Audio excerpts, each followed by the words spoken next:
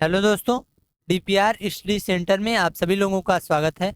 आज हम SSC GD के लिए जो बहुत ही इंपॉर्टेंट क्वेश्चन है हिस्ट्री से रिलेटेड, उनको इस वीडियो में डिस्कस करेंगे। तो चलिए पहला क्वेश्चन देखते हैं। ऋग वैदिक काल में निष्क शब्द का प्रयोग किसके लिए होता है? ऋग वैदिक काल में निष्क शब्द का प्रयोग किसके लिए होता है? तो स्वर्ण आभूषण के लिए। ऑप्शन नंबर सी सही होगा।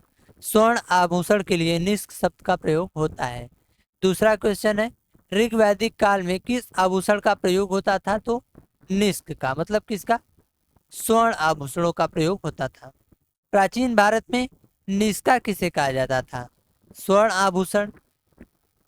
नेक्स्ट क्वेश्चन देखिए, बोगाज कोई अभिलेख किस कारण महत्वपूर्ण है?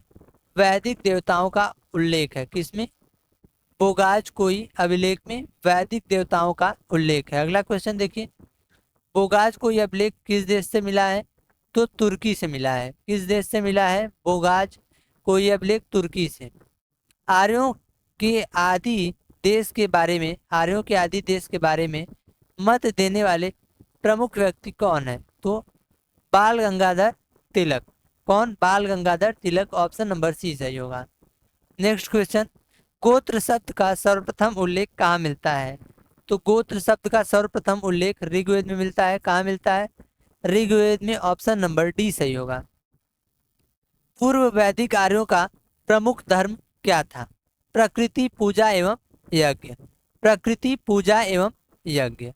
ऋग्वेद में वर्णित प्रसिद्ध दशराग्य दशराग्य युद्ध किस नदी के किनारे हुआ था? तो पुरुषनी पुरुषनी नदी के किनारे। नेक्स्ट क्वेश्चन देखिए, ऋग वैदिक आर्यों के पंचजन कौन थे? तो ऑप्शन नंबर सी सही होगा। यदु, ध्रुव, पुरु, अनु, तुर्वसु। ये पंचजन थे ऋग वैदिक आर्यों के। नेक्स्ट क्वेश्चन, ऋग वैदिक में कृषि उत्पाद हेतु प्रयुक्त शब्द क्या था? यव। ऑप्शन नंबर डी सही होगा। यव। ऋग वैदिक पनी किस वर्ग के लोग थे? व्यापारी वर्ग के। ऑप्शन नंबर सी सही होगा। व्यापारी वर्ग के। वैदिक युग में लोकप्रिय शासन प्रणाली क्या थी? वंश परंपरागत राजतंत्र। वैदिक युग में लोकप्रिय शासन प्रणाली, इसका नाम था वंश परंपरागत राजतंत्र। नेक्स्ट क्वेश्चन देखिए, समिति और सभा को प्रजापति की पुत्रियां किस वेद में कहा गया है? समिति और सभा को प्रजापति की पुत्रियां किस वेद में कहा गया है? तो ये अथर्ववेद में कहा गया है। ऑप्शन नंबर डी सही होगा। ऋग वैदिक जनसभा जो न्यायिक कार्य से संबंधित थी, उसका नाम क्या था? सभा। ऑप्शन नंबर डी सही होगा। सभा उसका नाम था। आयुर्वेद का उल्लेख सर्वप्रथम किस वेद में मिलता है? अथर्ववेद में। आयुर्वेद का उल्लेख सर्वप्रथम अथर्ववेद में मिलता है और संगीत का उल्लेख सामवेद में मिलता है। अ से आयुर्वेद और स से संगीत। दो इंपॉर्टेंट पॉइंट्स है इससे। ऋग वैदिक धर्म कैसा था? ऑप्शन नंबर डी सही होगा। एके श्रव प्रवादी। ऋग्वेद में सर्वाधिक सूक्त किस देवता को समर्पित है? तो इंद्र को। इंद्र जी को समर्पित है। जो ऋग्वेद में जो भी सूक्त दिए गए हैं, जो भी लाइंस दिए गए हैं, वो इंद्र देव को समर्पित है। ऋग्वेद में इंद्र के बाद सबसे अधिक मंत्र किस देवता से संबंधित है? अग्नि देवता से संबंधित है। ऋग्वेद में युद्ध देवता किसे माना गया है? इंद्र को माना गया है। युद्ध देवता इंद्र को माना गया है। अगला क्वेश्चन देखिए, गायत्री मंत्र किस वेद में मिलता है? गायत्री मंत्र ऋग्वेद में मिलता है। किस वेद में मिलता है? ऋग्वेद में। बहुत ही इंपॉर्टेंट क्वेश्चन है। ऋग्वेद में मिलता है। गायत्री मंत्र की रचना किसने की थी? विश्वामित्र जी ने की थी। गायत्री मंत्र की रचना विश्वामित्र ने की थी। महाभारत मूलतः किस नाम से जाना जाता था? जय संहिता। जय संहिता। ऑप्शन नंबर सी सही होगा। जय संहिता नाम से जाना जाता था महाभारत।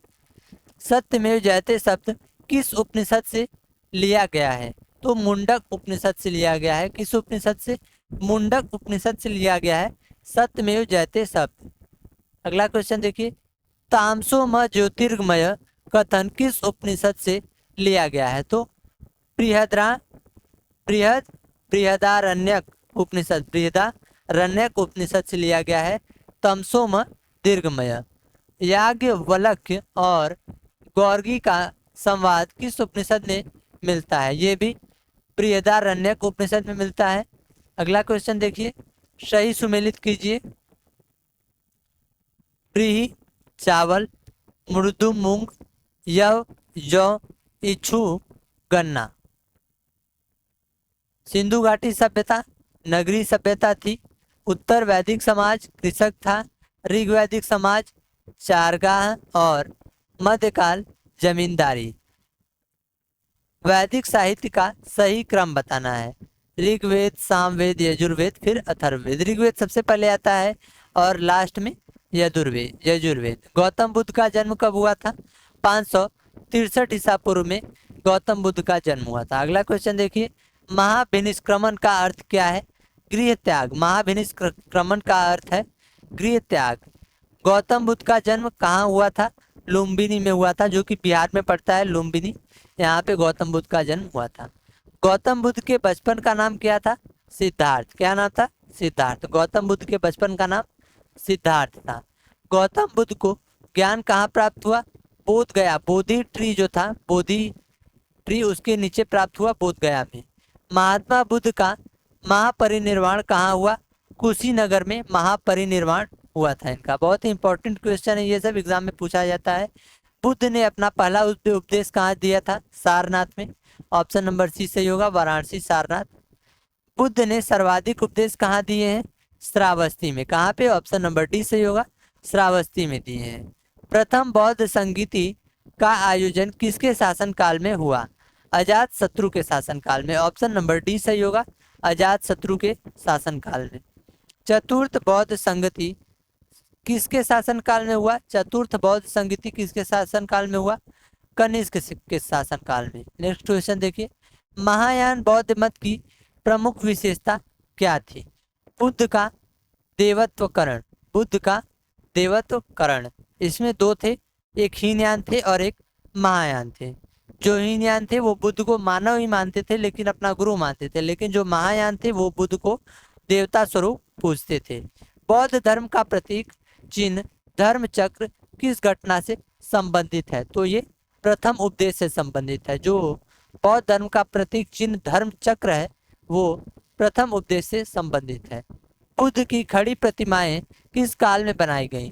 कुषाण काल में। ऑप्शन नंबर डी सही होगा, कब बनाई गई? कुषाण काल में।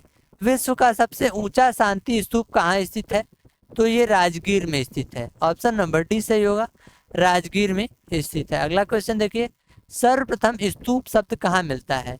ऋग्वेद में मिलता है। ऑप्शन नंबर सी सही होगा, कहाँ मिलता है? ऋग्वेद में। स्तूप शब्द जो है सर्वप्रथम ऋग्वेद में मिलता है। देवनी मोरी स्तूप किस राज्य में स्थित है? गुजरात में स्थित है। कहाँ स्थित है? गुजरात में। देवनी मोरी स्तूप गुजरात में स्थित है।